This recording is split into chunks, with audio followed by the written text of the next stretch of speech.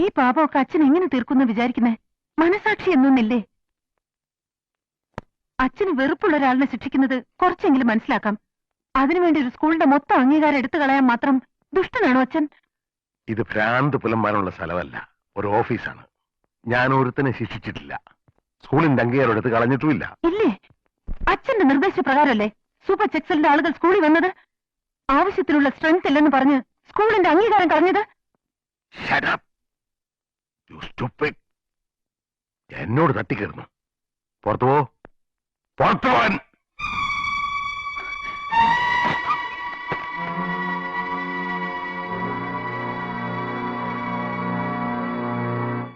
അംഗീകാരം കളഞ്ഞത് ഞാനല്ല. നിങ്ങളത് ചെയ്യും. വിശാലം, ഞാൻ പറയുന്നു, എനിക്കൊന്നും കേൾക്കണ്ട. ഞാൻ ചെയ്യും. ഞാൻ പറയാൻ ചെയ്യേണ്ട എന്താണെന്ന് ഇന്ന് എന്നെ ബാക്കിയുള്ള സ്വത്തുക്കൾ മുഴുവൻ സ്നേഹലതയുടെ പറക്കെ എഴുതി വെക്കണം. എഴുതി വെക്കാന്നൊക്കെ പറഞ്ഞാൽ ഇപ്പം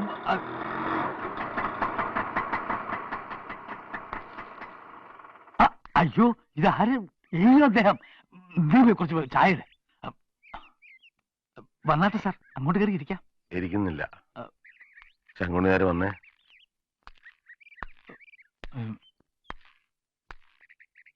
എന്താണാവോ?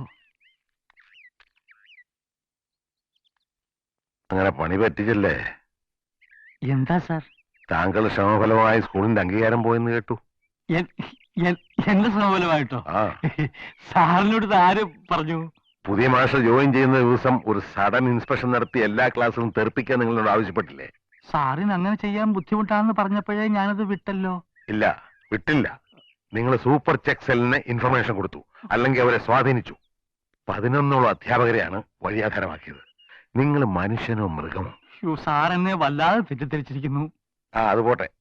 DPP കാരണം സ്ട്രെങ്ത് ഇല്ലാതെ അംഗീകാരം നഷ്ടപ്പെട്ട ഇതുപോലുള്ള സ്കൂളുകളുടെ കാര്യം ഗവൺമെന്റ് നോക്കട്ടെ. പക്ഷേ എന്റെ മോളെ കുറിച്ച് നിങ്ങൾ എന്നോട് അപവാദം പറഞ്ഞത് ശരിയായ നടപടിയാണെന്ന് തോന്നുന്നുണ്ടോ? ഞാൻ സത്യമേ പറഞ്ഞുള്ളൂ സാർ. അമ്മയില്ലാത്ത എന്റെ മോളോട് ഇത് വേണമായിരുന്നോ? സത്യമറിയാതെ എന്റെ മോളെ ഞാൻ ആദ്യമായി തല്ലി. അവൾ വീട്ടിൽ നിന്ന് ഇറങ്ങിപ്പോയി. ദിവസങ്ങളോളം അച്ഛനായ ഞാൻ അനുഭവിച്ച വേദന എന്താണെന്ന് എനിക്ക് മാത്രമേ അറിയൂ. അതിന്റെ കണക്ക് തീർത്തില്ലെങ്കിൽ എനിക്കൊരു സ്വസ്ഥത ഉണ്ടാവില്ല.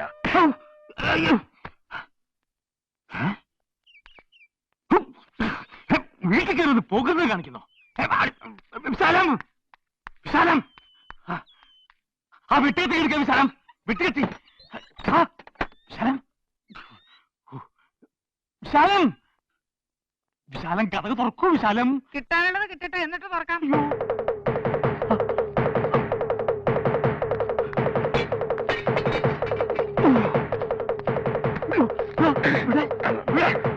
അങ്ങനെ രക്ഷപ്പെട്ടല്ല.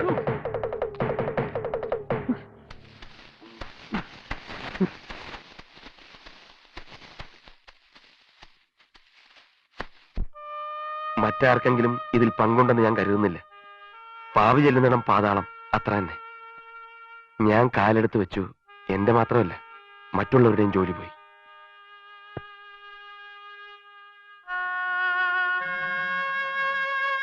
ഒരു സൂചനയെങ്കിലും കിട്ടിയിരുന്നെങ്കിൽ എന്തെങ്കിലുമൊക്കെ ചെയ്യാമായിരുന്നു. സാറ് വിളിപ്പിച്ചപ്പോ വേറെന്തെങ്കിലും പറയാനാണോ എന്ന് ഞാൻ സംശയിച്ചു. ഇതുപോലുള്ള അവസ്ഥയിൽ കിടന്ന് നട്ടം തിരിയുന്ന ഞങ്ങളെപ്പോലുള്ളവർക്ക് പ്രേമിക്കാനും സ്വപ്നം കാണാനും ഒക്കെ എങ്ങനെ സാധിക്കാനാണ് സാർ? ഞാനൊരു പഴയ ആളാണ്. ഒരു പെൺകുട്ടിക്ക് അന്യനായ ഒരു പുരുഷനോടുള്ള താല്പര്യം പ്രേമബന്ധത്തിൽ കുറഞ്ഞൊന്നും ആയിരിക്കില്ലെന്ന് ഞാൻ ചിന്തിച്ചുപോയി. വേറൊരാൾ അങ്ങനെ പറഞ്ഞ് വിശ്വസിപ്പിക്കുകയും ചെയ്തല്ലോ. ഇനിയിപ്പോ എന്ത് പ്രായശ്ചിത്തമാണ് ചെയ്യേണ്ടതെന്ന് എനിക്കറിയില്ല.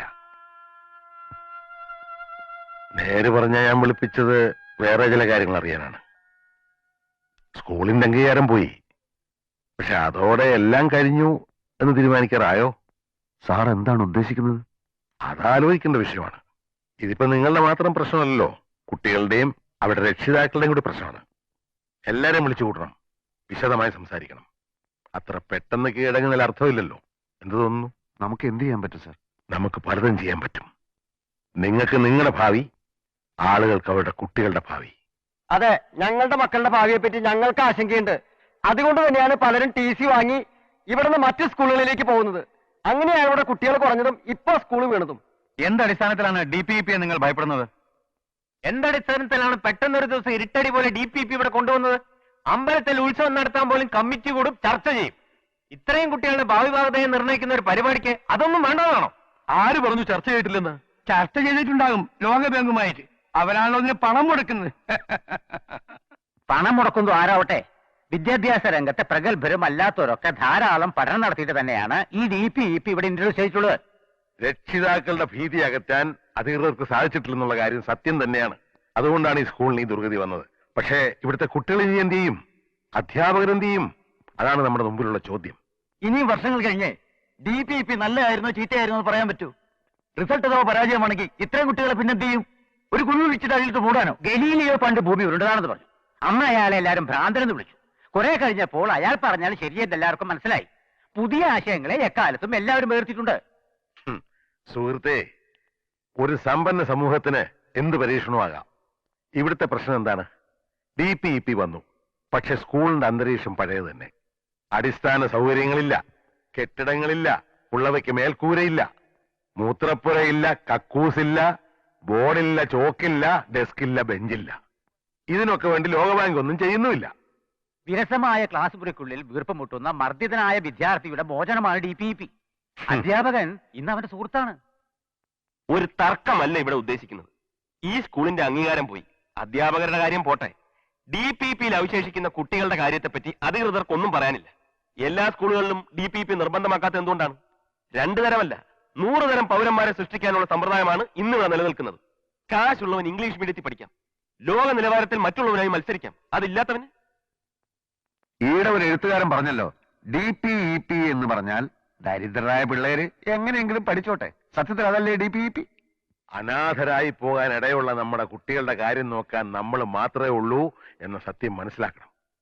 അക്ഷരാഭ്യാസമില്ലാത്ത ദരിദ്രനായ ഒരു രക്ഷിതാവിന് പോലും അവന്റെ കുട്ടി ഇംഗ്ലീഷ് പഠിക്കണമെന്നാണ് ആഗ്രഹം. തടസ്സമായി നിൽക്കുന്ന പണം മാത്രമാണ്. അതുകൊണ്ടാണ് ഞാൻ പറഞ്ഞത്, ഇപ്പോഴത്തെ അവസ്ഥയിൽ ഇതൊരു ഇംഗ്ലീഷ് മീഡിയം സ്കൂൾ ആക്കുന്നതാണ് എന്തുകൊണ്ട് നല്ലത്. കുറഞ്ഞ ചെലവിൽ എന്ന് വെച്ചാൽ ചെറിയൊരു ഫീസ് മാത്രം ഈടാക്കുന്ന ഒരു ഇംഗ്ലീഷ് മീഡിയം സ്കൂൾ. എന്നെ പോലെ AEയോടെ ഇൻസ്പെക്ഷൻ വരില്ല. സ്ട്രെങ്ത് കുറഞ്ഞതിന്റെ പേരിൽ സ്കൂളിന്റെ അംഗീകാരം നഷ്ടപ്പെടില്ല.